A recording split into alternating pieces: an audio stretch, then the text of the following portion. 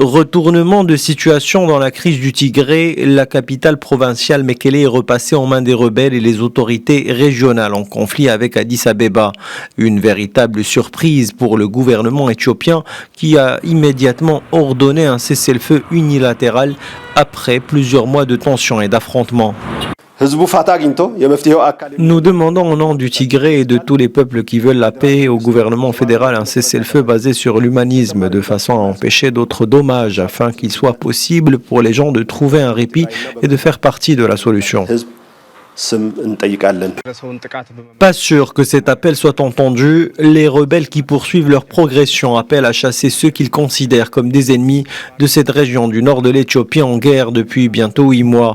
Loin de là, à Addis Abeba, la capitale, la population souhaite un retour au calme.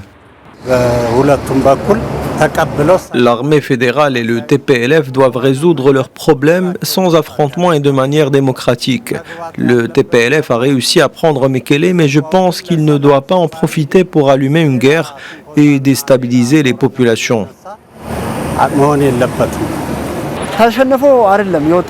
Je ne pense pas que l'armée éthiopienne a quitté la région car elle a reconnu sa défaite, mais pour soulager les populations du Tigré. Ce sont les innocents enfants, agriculteurs et pauvres gens qui subissent les conséquences de la guerre et en souffrent. Ceux qui appellent à l'affrontement sont bien au chaud chez eux.